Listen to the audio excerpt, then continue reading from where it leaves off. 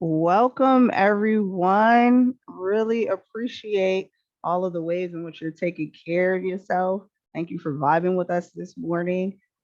Music is definitely a part of our self care toolkit. Hope you enjoyed the vibes. And welcome to today's session, Cultural Responsive Advisement for our multilingual and immigrant students. Continue to drop your name, your role, your school in the chat. I think I saw a librarian is here with us, saw a few paraprofessionals. I love it. It takes an intentional community to do the work that we do to show up day in and day out for our multilingual immigrant and undocumented students. So really appreciate it. My name is Charlene Clark. I work for the Division of Multilingual Learners, specifically our multilingual and immigrant student support team. I get the privilege of working really closely with a variety of school counselors, social workers, and teachers. So I'm really excited to see the diversity of roles and professions and educators in this space today to really show up and show out for our young people. So today, this 45 minutes, hopefully everyone will walk away learning about and understanding about and exchanging strategies and resources for implementing our four pillars of engagement that really defines our culture responsive advisement.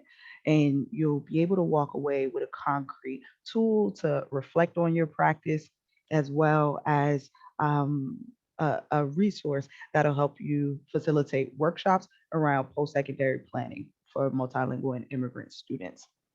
However, for today's session, and just due to the climate that we're in, as well as great. Sorry, seeing a few questions coming in. Just due to the climate that we're in, as well as due to some of the narratives that we may hear in the media, due to some of the experiences we may be having with students and families, especially some of our asylum seekers and migrants, we are going to center today's presentation on thinking about the intersectionality of our undocumented students. And shout out to all those who realized I wrote the wrong date on my presentation. Today is, in fact, November 8th. My bad. We're all going to move with a bit of grace. And I appreciate you all for situating that for me. So, to get us started, we're going to look at a video, and this video is called Undocujoy. And is written by a poet who says it is for us and by us, in a collective love story or love letter, rather, for our undocumented community members. So, as you listen to this video, I want you to throw in the chat what resonates with you, what positive words come to mind when you think of our immigrant communities.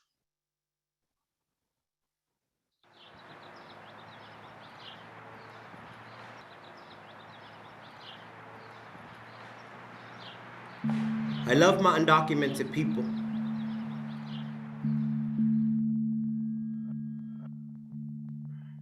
I love us because every day we wake up to a country that hates us. We wake up, give thanks to God, and go to work.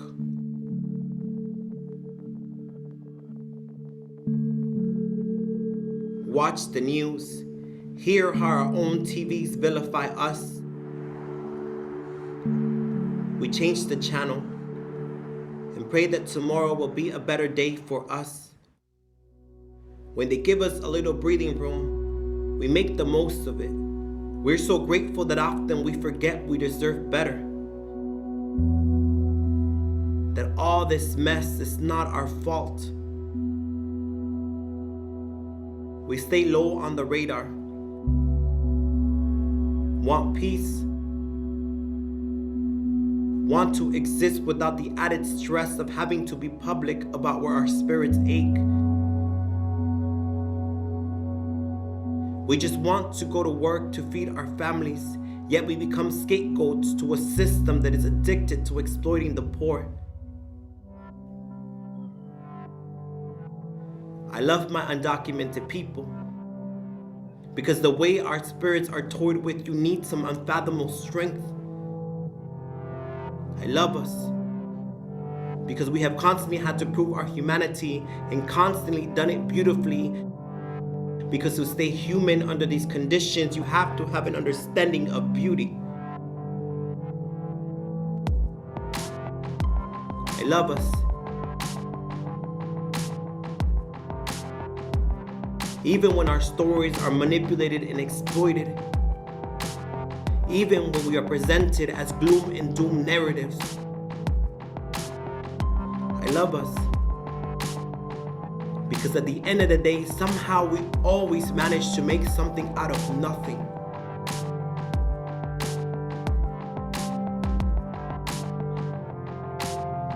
I love my undocumented people because being undocumented is not political, it's not physical, it is a condition created to keep us from smiling. But look at us, thriving.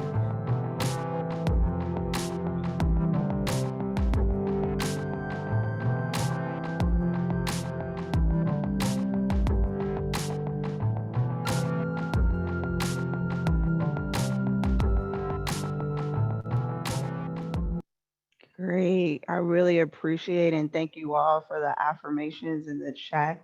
I see resilient, I saw hardworking, I saw loving, I saw strength, I saw thriving. There's pride, there's motivation, and I want us to hold on to these positive words, to these affirmations, and we kick off this session with this particular video because we need to hold on to the joy and humanity of people.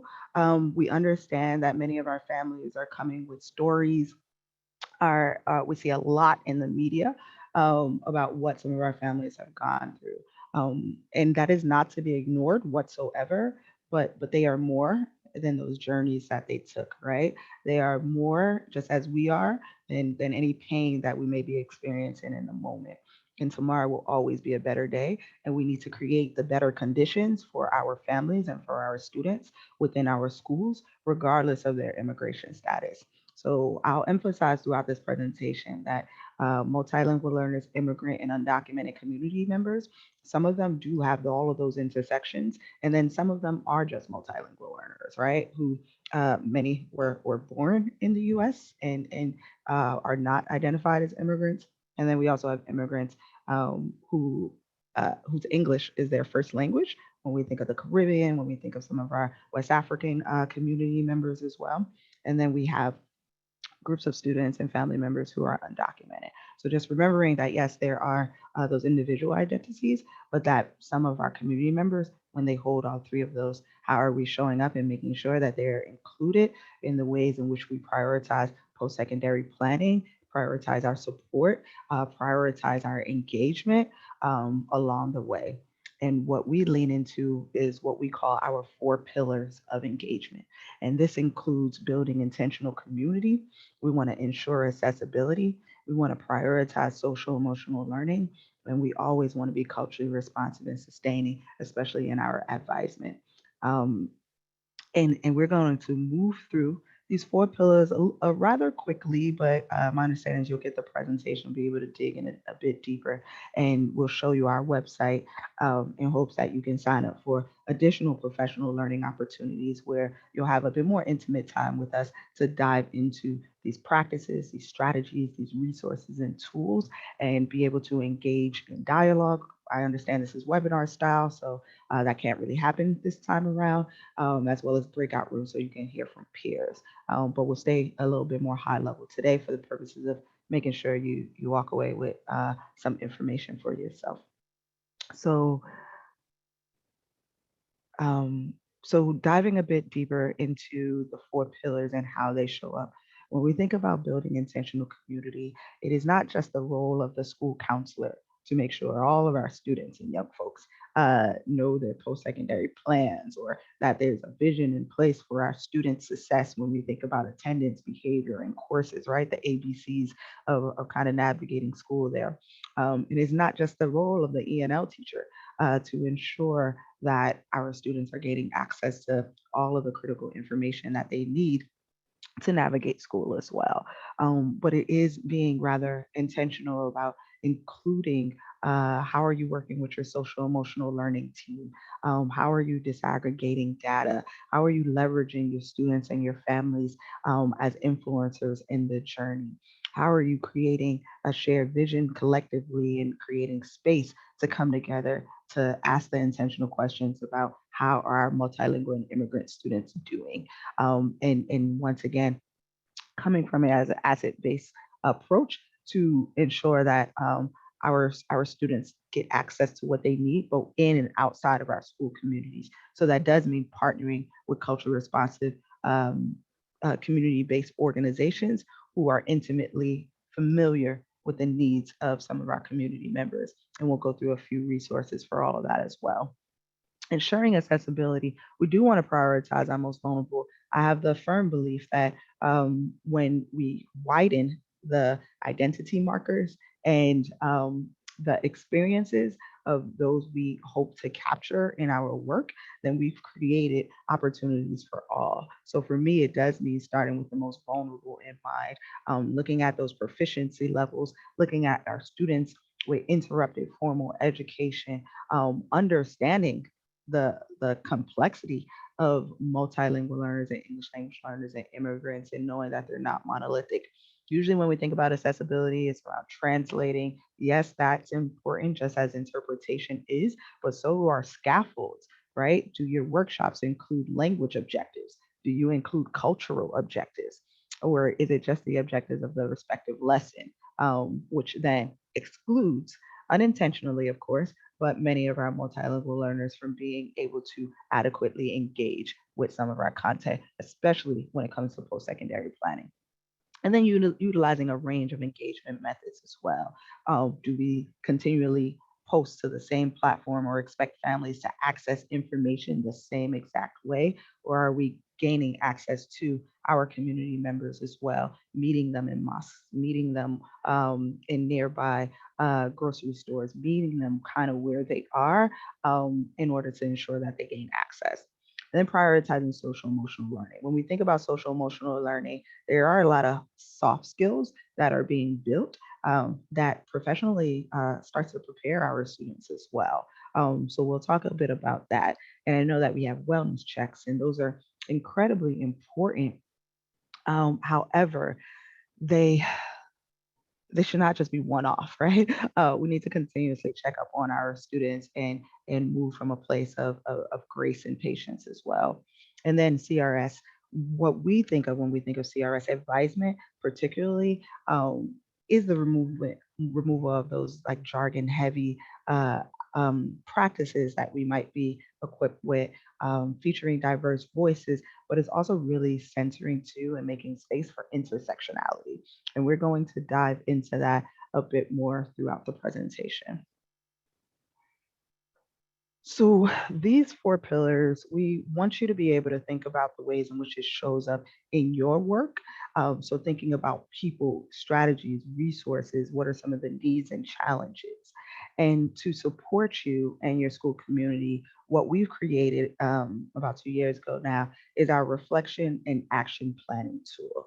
So, when you look at building intentional community, ensuring accessibility, prioritizing social emotional learning, and college and career advisement, you get to rank and rate each of those. And we tend to tell schools to do this independently, colleagues to do this independently, then come back together as a school community and walk through the tool and answer some of the questions around where are there similarities in your scores, where are there grave differences, where do you see an opportunity to elevate your practice? And there will be resources that you can lean into after you do your assessment and your planning. I've had colleagues across schools create entire enrichment opportunities and programs as a result of this, create new newsletters or wherever they saw a need across one of these pillars and focus areas and strategies that they felt the school was lacking, really take action. So as I walk through the four pillars, I'm going to drop a copy of it in the chat. So as you see my screen, it is going to, I'm going to ask folks to hold off on the chat. It's going to ask you to make a copy. This is just so that everyone isn't, bumping up against each other. but you'll have a copy of the tool. And again, this is what the tool will look like, where you can move through the assessment of community, of accessibility, social emotional learning, CRS advisement. And then there's amazing debrief questions that you can have with your school community, and then identify what strategies and action planning you want to take with your school community across one or any of those given areas. However, today, again, at a high level, I'm going to just walk you through these pillars, but I hope you really find this resource to be helpful in your reflection along the way, not just for today, but moving forward and introduce your school to it as well. So let's jump into the first um, the first pillar. Yes, I'm going to drop it in the chat one more time. I'm going to ask folks to hold on the chat. There's the copy. Great. So building intentional community. Um, so strategies include efforts to really involve, once again, more than that school counselor, that social worker, the um, and more than the ENL teacher, but making sure that you're really engaging family members and community-based organizations to play a role, and that you have a shared vision for what it means to support your multilingual learners and your immigrant students. And support staff members should understand how they can contribute to these steps, right? To make sure students can adequately navigate school, be college and career ready. So it means having a documented plan of action that's filled with strategies and resources within your school that supports a welcoming environment and holistic approach.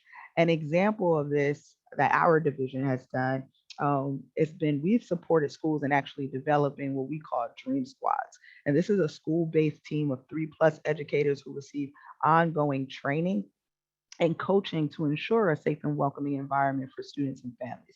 So they accomplish this by going through a 6-part training series, followed by coaching calls, followed by identifying a focus area and being provided with the financial resources and capital to actually design a welcoming plan and implement a strategy for their school community. So it can be student engagement, family engagement, or educator preparedness. Another example is this resource that I have here, which we call Questions by the Dozen. My family, we're from Guyana, which is the only English speaking country in South America. And in Guyana, the concept of a school counselor is not one that folks are familiar with. So, how are you supporting your families and understanding the various roles within a school community? How educators, regardless of title, are there to support your students? So, what this Questions by the Dozen does is take our post secondary framework of explore, prepare, and apply and equips families and students with 12 questions that they should ask their school counselor to ensure that they're able to navigate high school adequately and have access to the resources that they need to start exploring their post-secondary options. This is provided in 10 different languages. So when you get the PowerPoint, it's linked here to the picture already. But I'll also be highlighting for you all our website where you can find some of this information. Another resource that we're highlighting today when we're thinking about building intentional community is our GeoMap that we've created. So I'm going to do a picture of it. Our GeoMap is just a Google site that houses linguistically and culturally diverse community-based organizations that that allows you to that you can look for, sorry, via borough, or you can use the drop down for zip code. And then as you scroll down, it'll give you the organization's name, what the organization does, the languages that are supported by the organization, phone number, as well as website. If there happens to be organizations that you know of in your own community that might not be on this website, that's perfectly fine. We have a form that you can fill in to recommend an organization so that we can make this as robust as a resource as possible to support our community of schools with being able to access community-based organizations that you all can work with for your families. Services can range from housing to immigration support to enrichment opportunities and youth development.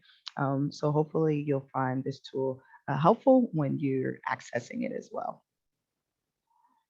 The second pillar, ensuring accessibility. So it's more about just translating. And I understand that is very important, right? As well as interpretation. And however, that sometimes tends to be our go-to and our only go-to.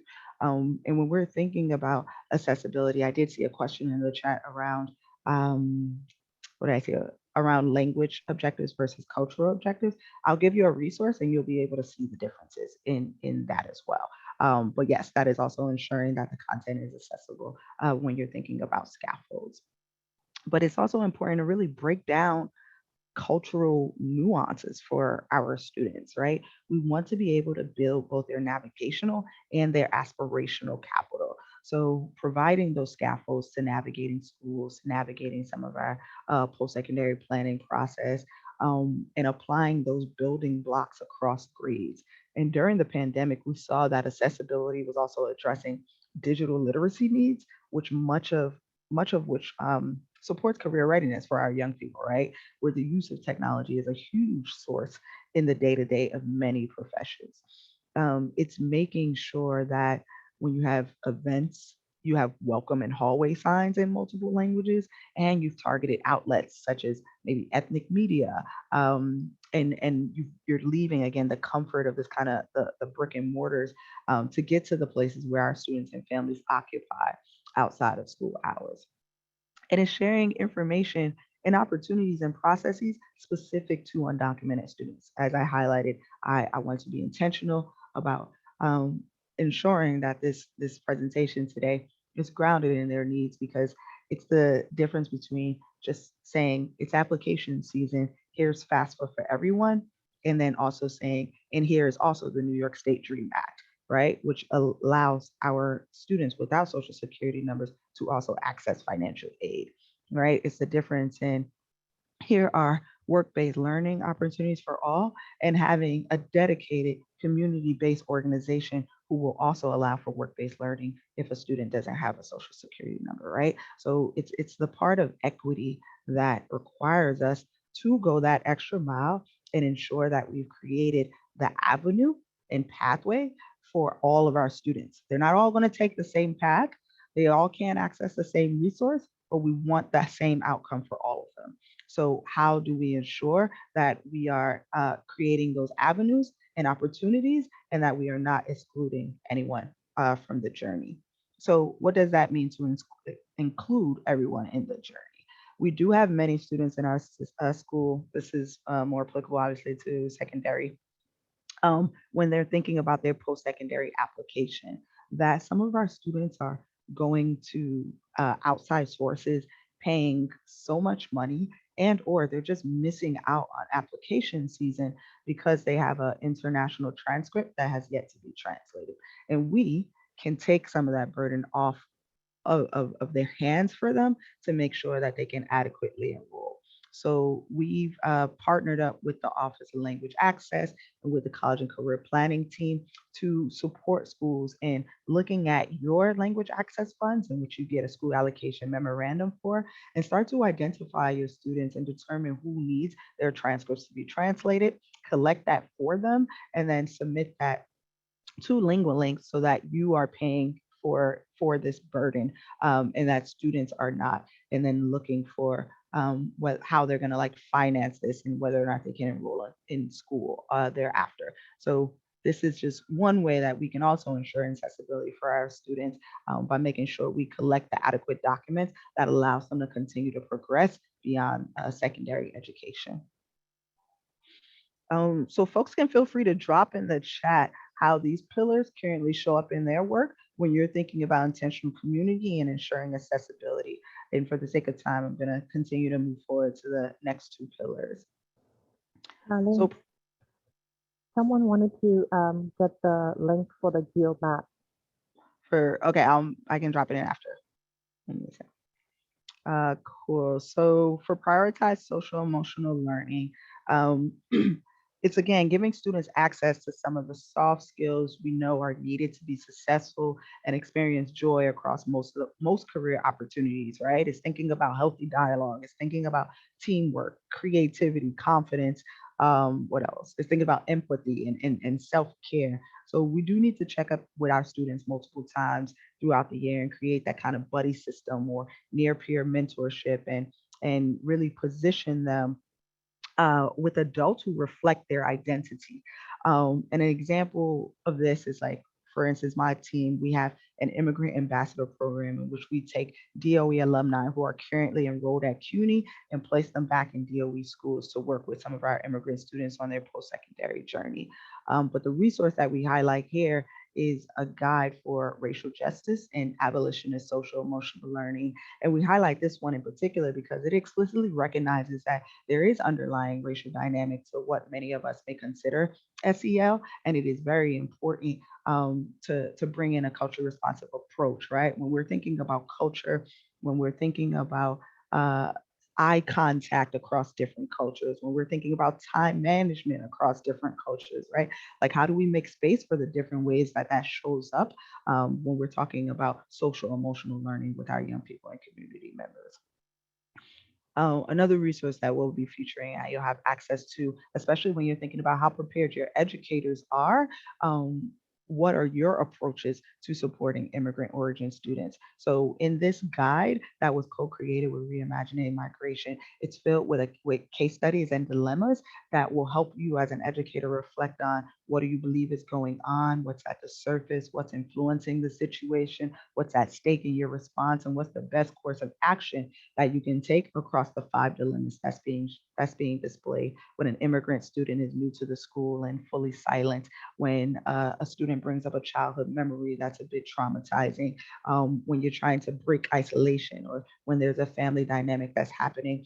Like, how would you respond as an educator? So this guide will equip you with some of those strategies and resources, but first lets you go through some of the scenarios yourself.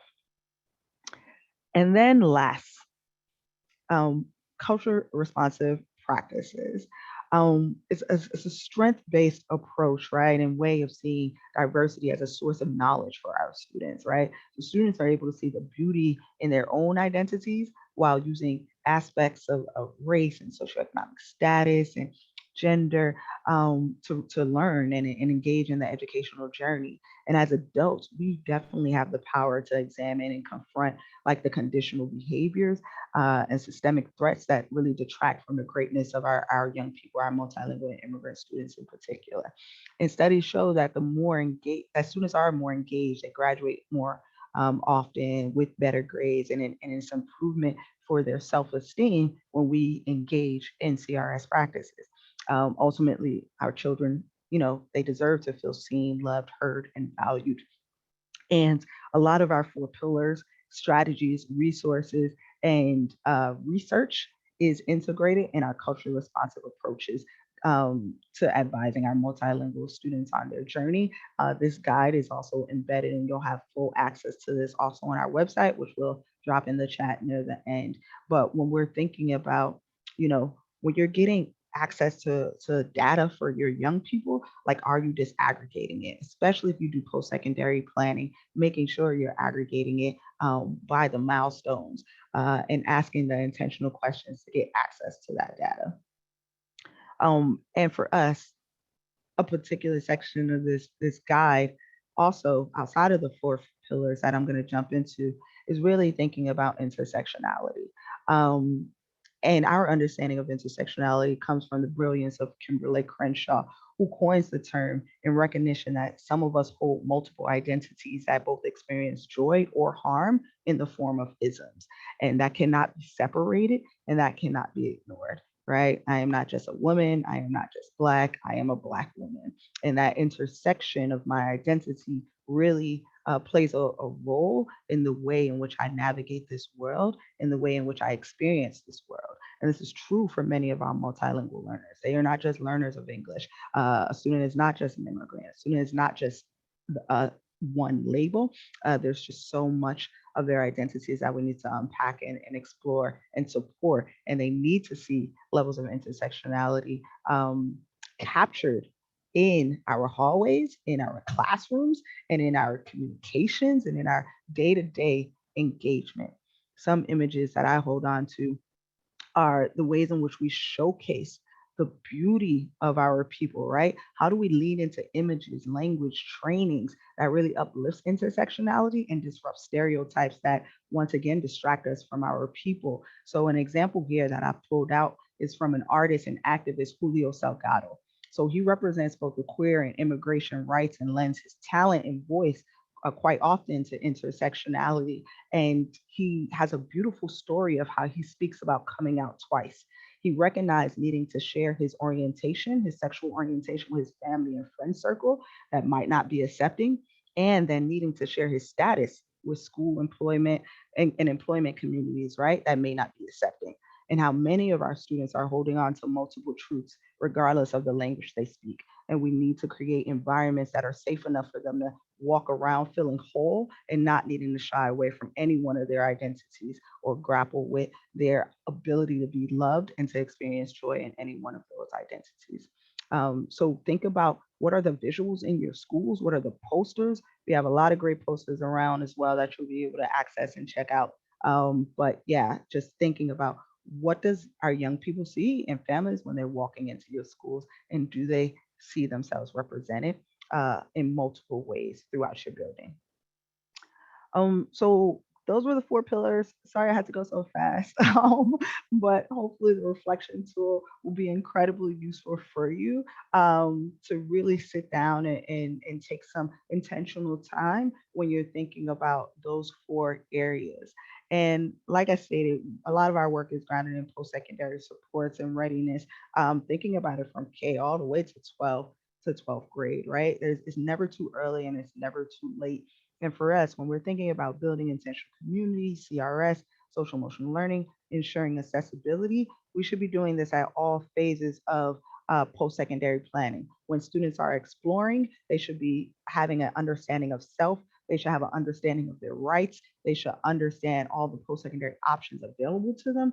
When students are preparing, they should be exposed to diverse professionals. They should be equipped with mentors who reflect them. They should have equitable access to work-based learning.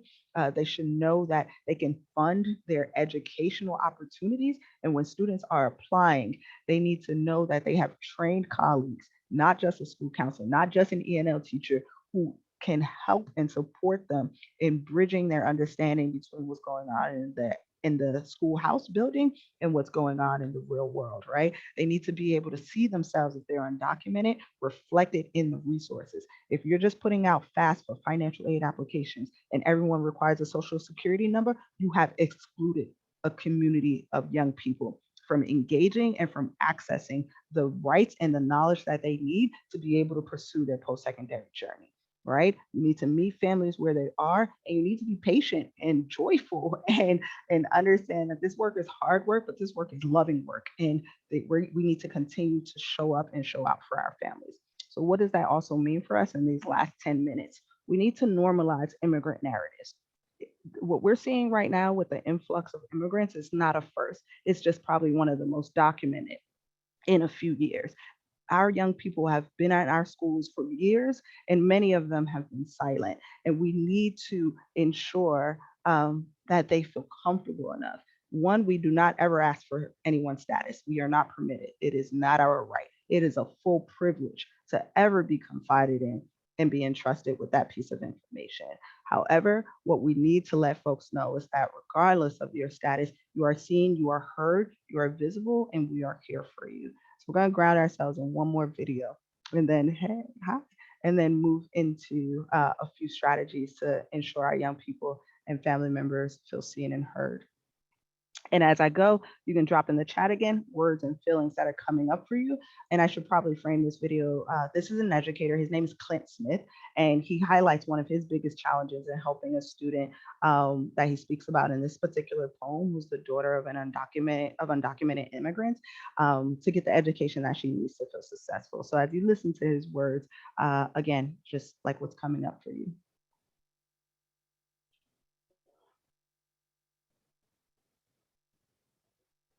Every year, my students read Night by Elie Wiesel. Following completion of the novel, I assigned them the task of writing their own memoir. Maria came to America when she was 5 years old, wrote that she had to cross a river before she ever knew what it meant to swim, ran through knee-high grass as if the field were made of landmines, hid under the belly of trucks amid concrete and fertilizer so as not to leave a scent for the dogs. She did not know why she was running, but she knew that her mother cried every night for her father. She knew she was beginning to forget the outline of her daddy's face. She knew that he worked 18 hours a day just to provide them with food they could barely find at home. She knew that he loved them and wanted to remember what it felt like to hold his daughter in his arms. But Maria was 5. She doesn't remember life in Mexico. She remembers kindergarten and sleepovers and middle school graduation. She is more American than any slice of apple pie, but that is not what we tell her. We punish Maria for just following directions, for being a child who was simply listening to her parents. We tell her parents that they are wrong for wanting a better life for their family. We tell her that a 4.0 isn't good enough. We tell Maria that college wasn't meant for girls like her. We say too much brown skin. We say too much accent. We say, where'd you come from? We say, you don't have a number, so you don't exist. We've embedded apathy into the eyelids of this country, and now we can't even see what's right in front of us. It's hard to convince someone to do well in school when the law tells them that it won't matter, when you're a number before you're a face. How convenient that we forget our own history, a country of immigrants who were once told we didn't belong, an assemblage of faces simply waiting for our country to see us.